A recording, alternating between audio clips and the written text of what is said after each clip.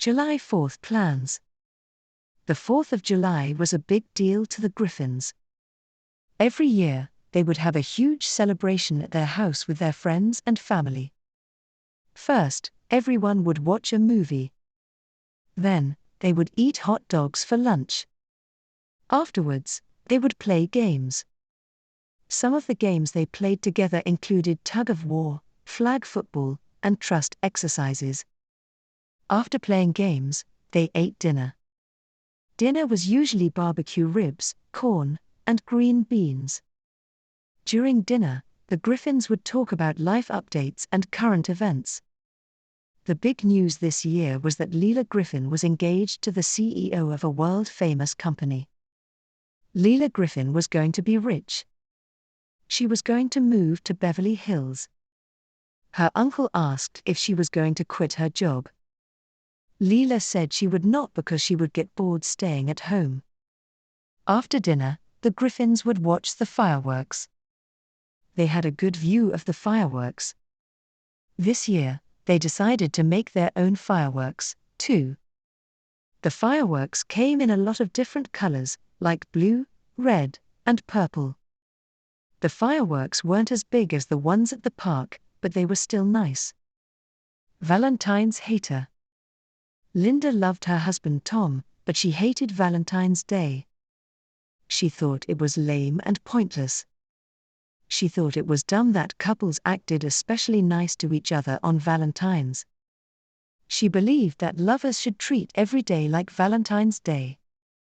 Tom had flowers delivered to Linda's workplace on Valentine's Day. When she saw them on her desk, she rolled her eyes. Tom knew she hated Valentine's Day. She also thought that flowers were a waste of money. They died so quickly. She could never understand why anyone would pay over $30 for a bouquet of flowers.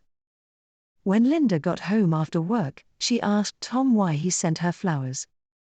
"I know you hate Valentine's, but I saw my friend play the piano in front of his wife for Valentine's, so I wanted to do something special," Tom said. Linda smiled. Even though she hated Valentine's, she felt loved by her husband. Washing dishes. Apartment 103 had a dish problem. The sink was completely full of dirty dishes from 2 weeks ago. Nobody in the apartment wanted to wash their dishes.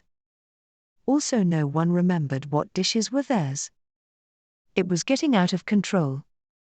There were flies flying around the dishes, and there was even some mold growing on the dishes. Everyone in the apartment knew that it was a problem, but no one wanted to do anything about it. Diane called all the girls in the apartment into the living room. "Guys, we need to do something about the dishes," Diane said. "I don't have time to do any of the dishes," Clary said. "We all don't have time," Diane angrily said.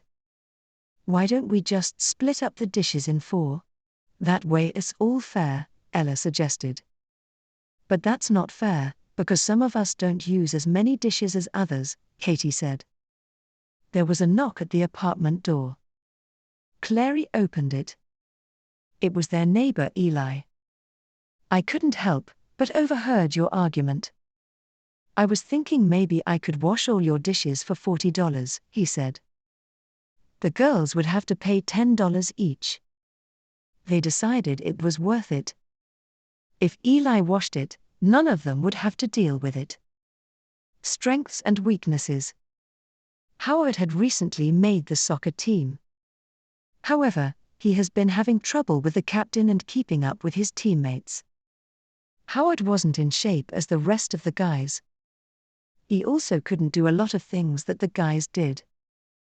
Howard knew that the only reason he made the team was because he made a goal during tryouts. The goal he made was lucky though. The coach quickly realized this after the first week of practice. The coach set up a meeting to talk to Howard. "Do you know what this is about?" the coach asked. Howard nodded. "Your performance has not been so good compared to the others.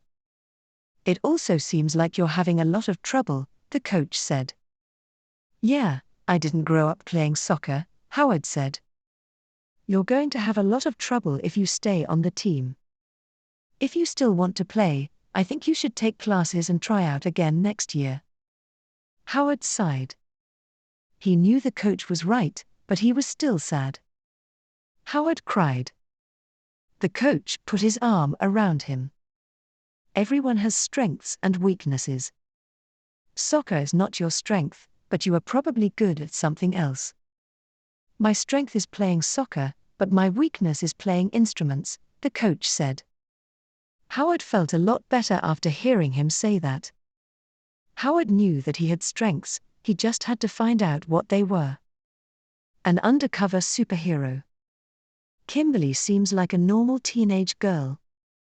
She goes to high school, she has homework, she has problems with the popular girls, she argues with her parents. However, Kimberly has a secret power. She has super strength. She can lift up cars from the ground. She uses her strength to fight crime in her city. She has even been on the news. Kimberly hides this secret from everyone except her younger brother and her parents. She doesn't want people to treat her differently. She feels that people might give her special treatment because she is a hero. She wants people to see her for who she truly is. To hide her identity, she wears a mask and green-colored contacts. Her superhero outfit includes a cape and a stretchy purple suit. Sometimes Kimberly does want to tell people she is a superhero, like when she was bullied by the popular girls.